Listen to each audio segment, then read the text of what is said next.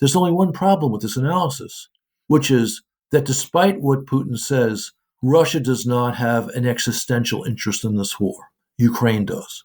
Russia doesn't.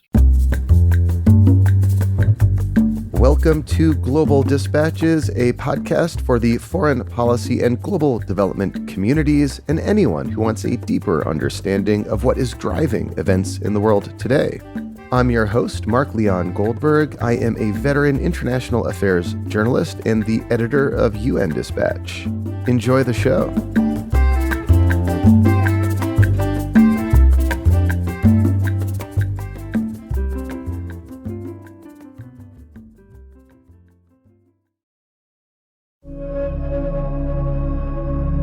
In the early hours of Tuesday, June 6, a major dam on the Dnipro River in Russian-occupied Ukraine suffered catastrophic damage.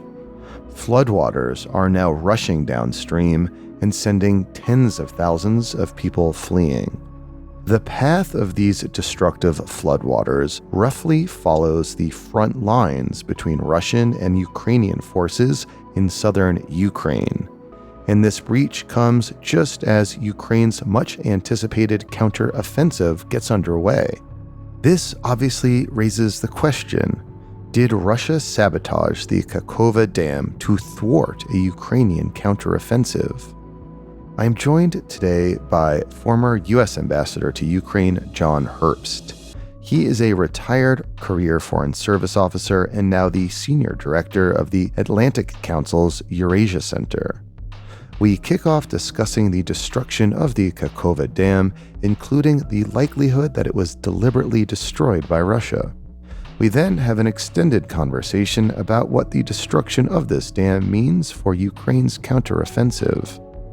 On the very same day as the dam's breach, John Herbst and his Atlantic Council colleague Dan Fried published an op-ed in the Washington Post arguing that a Ukrainian counteroffensive along the now flooded southern front would be the surest way to secure a Ukrainian victory. Specifically, they contend that a counteroffensive that seeks to recapture Crimea would accelerate the end of the conflict in Ukraine's favor. We discuss this idea at length, which is controversial for the fact that many analysts contend that Crimea, which Russia annexed in 2014, is something of a red line for Putin. This conversation is obviously very timely. You will learn a lot about the impact of this flood on the conflict in Ukraine, and also some of the larger decisions that Ukrainian leaders and their backers in the West need to make as this counteroffensive gets underway. And a reminder that we're in the midst of a fundraising drive. Please do take a moment and support the show with a recurring monthly contribution to help us keep on bringing you Global Dispatches twice a week, every week, indefinitely. There are 3 ways you could support the show. If you are listening to me now on Apple Podcasts, you can subscribe to the show with just a few taps of your finger. If you are on our email distribution list, you can commit to a monthly recurring contribution directly in the Substack platform.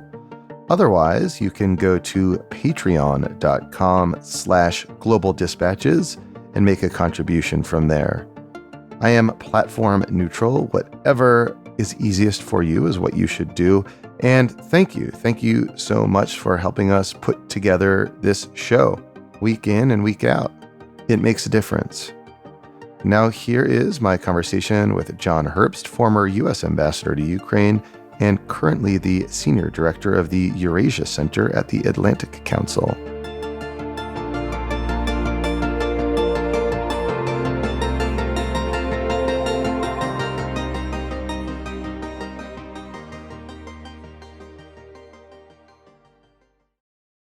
Can I have you situate geographically the Kakhovka Dam and explain its importance in the region? Well, it's on the Dnipro River, and it's in the south of Ukraine, and it's been under Russian control since early in their big offensive, which started on February 24 of last year. Could I just have you elaborate further and explain its connection to the Zaporozhye nuclear power plant? My understanding is that a key reservoir, a pond that serves as a cooling mechanism, is impacted potentially by the leakage of this dam downstream. Well, that's correct. Nuclear power plants need lots of water to keep the reactors and the nuclear material below a certain temperature. Above that temperature, it's dangerous. So that dam regulated water flow, which supplies the nuclear reactor. So this will make the maintenance of the reactor more difficult, not impossible, but more difficult. So this is one of many features or impacts of this explosion. And downstream from the explosion of the dam, like what have we seen thus far? Well, you've seen flooding in towns nearby. You've seen people have to evacuate. And of course, suddenly you have a kind of lake which may disappear over time, and you'll have soggy ground which will disappear, but over a much longer time. And this is an area which possibly could have been and may still be in contention as Ukraine has just begun its counteroffensive. And my understanding also is that the major city of Kherson is impacted because it lies downstream from this dam, which is now swelling. Do we know anything thus far about what's happening in Kherson? No, but this will create a water supply problem for the entire downstream area, which includes, a city, the city of Kherson. So it's certainly a problem in many respects. And another aspect of this problem, they say that water is seriously polluted, and so this creates an environmental problem as well. I also saw that the United Nations earlier today warned that mines and unexploded ordnance might be kind of flowing freely, willy nilly, because of this dam burst. Yes, and it's also true, though, that the deluge is covering fields which were probably mined by the Russians, who are concerned about this Ukrainian counteroffensive, have been concerned about it for 6 or so months now. So, we don't have any definitive sense of how or why or who caused this damage at the dam. Do you have a sense, like, what would you speculate happened with the dam? Well, a cui bono analysis, who benefits, would point the finger at the Russians because this dam will seriously complicate Ukraine's plans for a counteroffensive in the south. And while I've not predicted that Ukraine was definitely going to head in south, certainly heading towards the Sea of Azov, towards the coast, is strategically the best thing Ukraine can do if, in fact, they can achieve success heading south. And we know the Russians have been extraordinarily nervous about this counteroffensive. So, again, a cui bono analysis would point the finger at them. The international community knows that the Russians have mined that dam since last fall when they were worried about a possible Ukrainian offensive across the Dnipro River. And I've heard from non official Ukrainian sources, but credible ones, that the explosion was from within. And that's an area, of course, which the Russians control, as opposed to being the result of Ukrainian artillery firing into the dam. Yeah, I mean, it would seem like Occam's razor would suggest like the Russians did it, if Correct. not for the fact that they have routinely targeted civilian infrastructure in That too. Ukraine. It's like part of their whole war plan. They controlled the area, and the timing of this destruction also seems to coincide with the start of this much anticipated Correct. counteroffensive.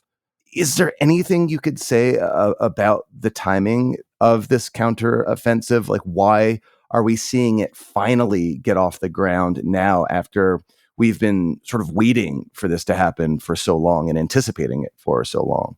Observers, including Russian observers, have thought this counteroffensive could have started early in the year when it was still quite winter.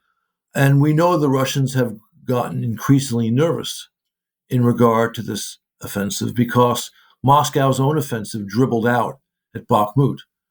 They finally took that town, which Putin set as a deadline to be taken by the middle of December, but it's cost them, minimum of 20,000 dead, according to the mercenary Wagner's leader Prigozhin's own statements.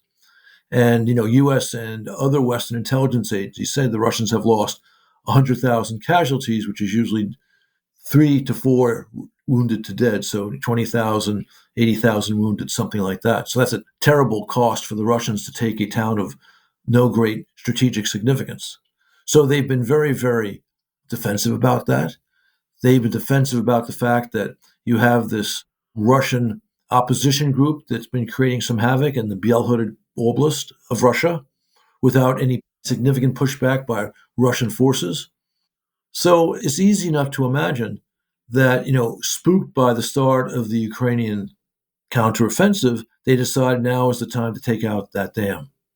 And, as you noted earlier, the flooding caused from this destruction directly impacts what would be the front lines of a counteroffensive aimed at Crimea. Correct. You argue in a Washington Post op-ed that a Crimean counteroffensive would be key to ending the war in Ukraine, or at least accelerating an end to the war in Ukraine. Before we get into the meat and the crux of that argument, I do want to have you address a concern that other observers have leveled consistently since the start of this conflict, that Crimea is like a red line for Putin, that for historic and cultural reasons, Russians and Putin himself consider Crimea to be inviolable Russian territory. And if Crimea is indeed attacked or it's potentially lost, that might cause Putin to escalate in pretty horrific ways, even potentially like nuclear escalation. Why do you dismiss that argument? Let's start with a very important baseline.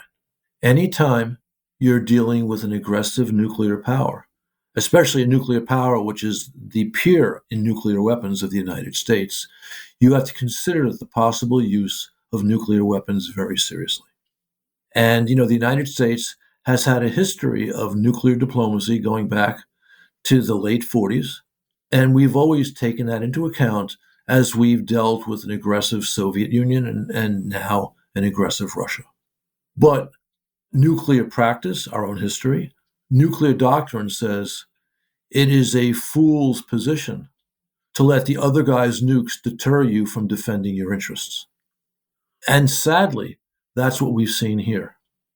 Contrary to Republican and Democrat administrations, Truman, Eisenhower, Kennedy, Johnson, Nixon, even Carter and Reagan, this administration talks about Russian nuclear threats and says we can't do certain things because the Russians might use nukes. That is unparalleled in American history. We have let Putin's frequent threats of using nukes deter us numerous times, and senior officials have said that. And we've also seen us cross Putin's alleged red lines without any mushroom clouds appearing on the horizon. And specifically, we've crossed Putin's red lines how? When first serious talk, came of Finland and Sweden joining NATO, the Russians said, this may require a nuclear response.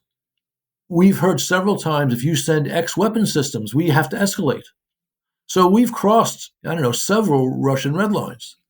Yet we've been deterred on numerous occasions, whether it was establishing a free fly zone over Western Ukraine, whether it was using American ships or NATO ships for naval convoy to get out grain, whether it was sending HIMARS with a range of 85 kilometers, whether it was sending anti-ship missiles, whether it was sending F-16s.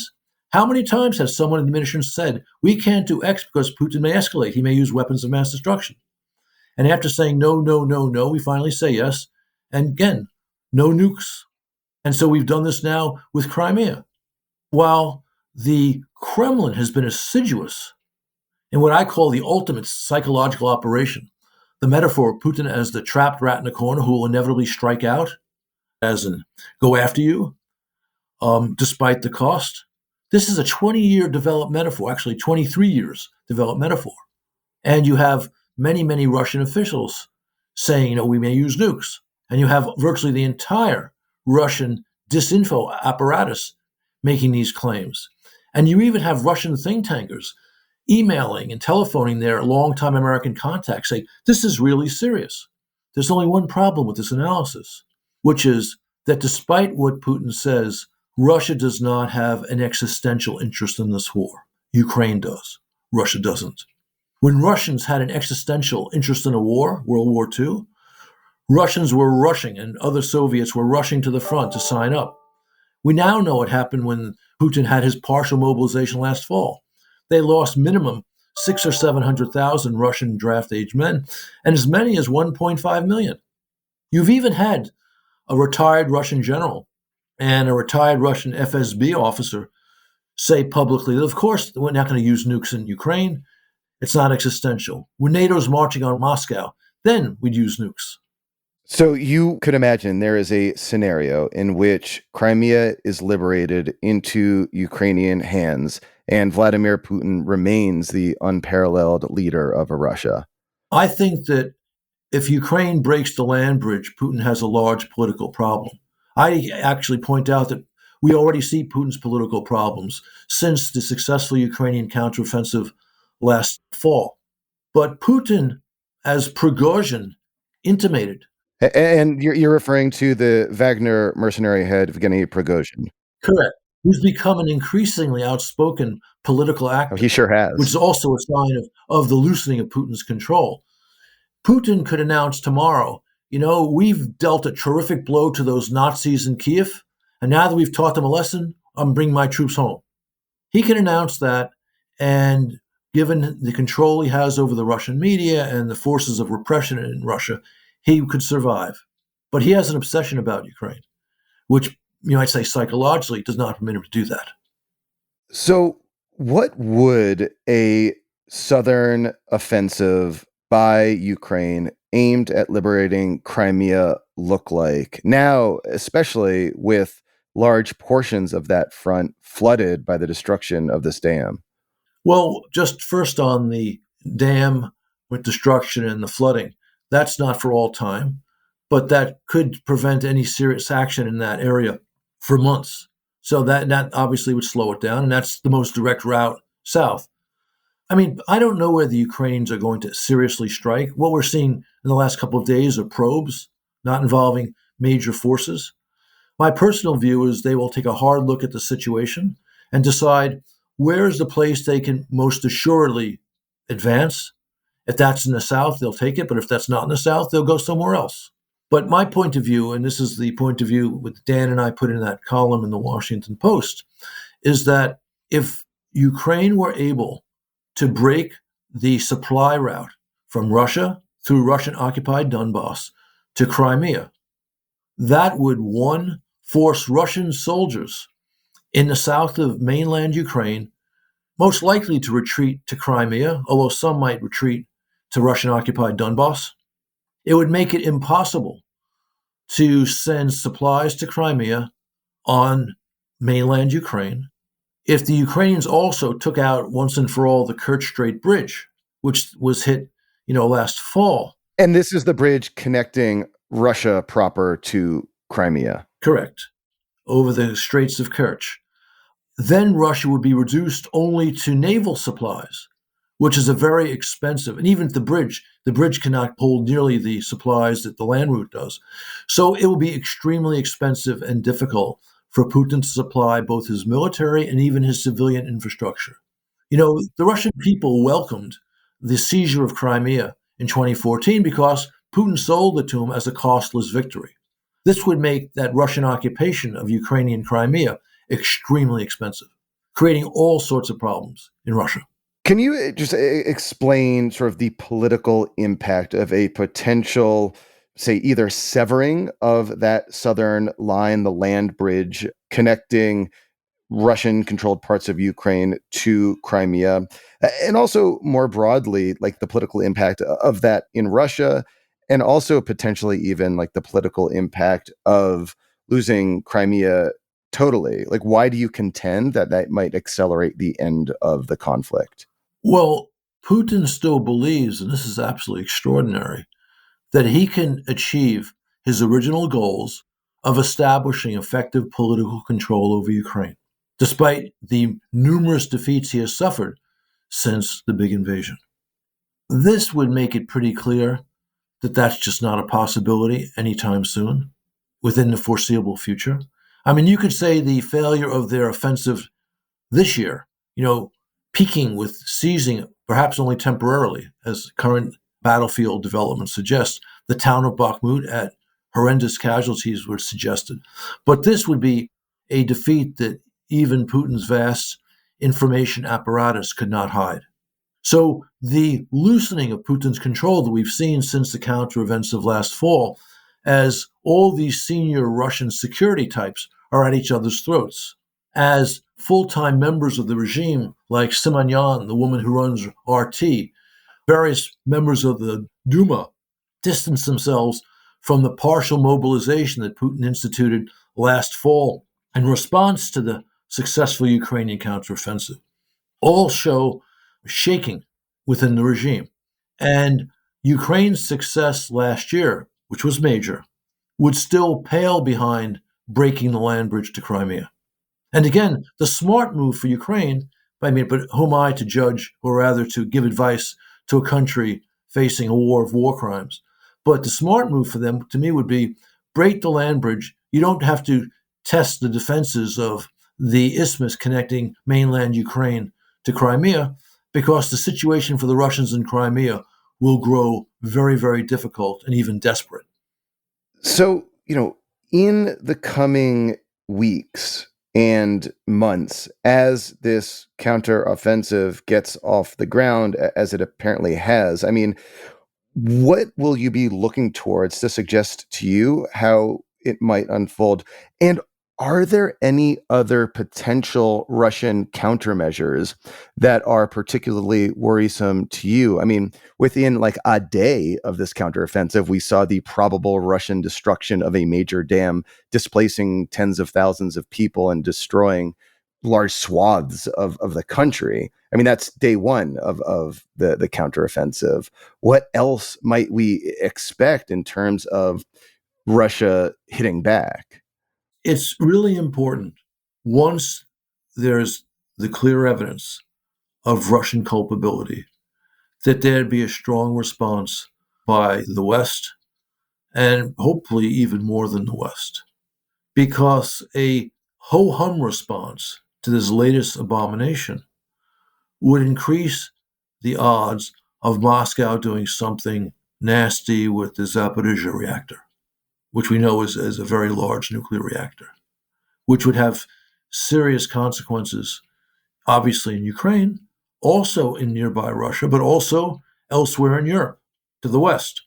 A smart Ukrainian suggested to me today that the blowing up of the dam also reflects recognition by Russian leadership that the people of Ukraine really have no interest in being under Putin's thumb.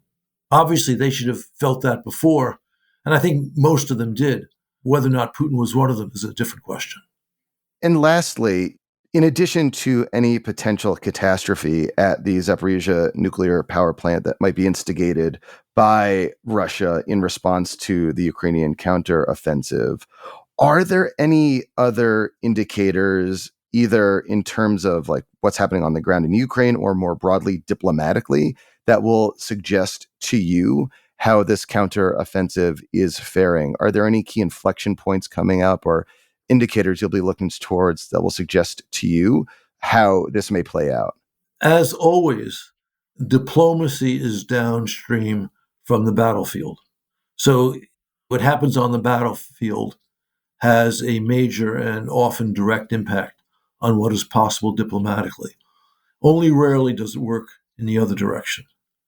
So we will know how the Ukrainians are faring, how the Russians are faring, by what we see on the battlefield. This is clearly the most publicly scrutinized war in history. So there's a wealth of information out there. And I'm a retired diplomat. I left State Department 13 years ago, so I don't have access to classified information. But especially now from social media, often of which you have, satellite imagery as well, commercial satellite imagery, you have a pretty good sense of what's going on. And that sense then conveys both onto the possibilities of a diplomatic solution, what a diplomatic solution might look like, but also it has political ramifications, especially in Russia or Ukraine too, as, again, Russian defeats on the battlefield lead to political problems for the regime. Ambassador Herbst, thank you so much for your time. You're welcome. Bye-bye.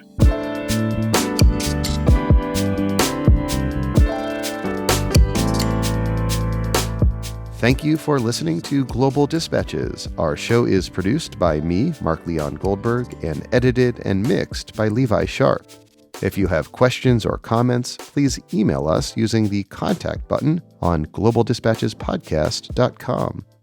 Before you go, do take a moment to show your support for the show by becoming a premium subscriber. If you're listening on Apple Podcasts, you can do so with a couple taps of your thumb. If you're listening elsewhere, you can go to patreon.com/globaldispatches.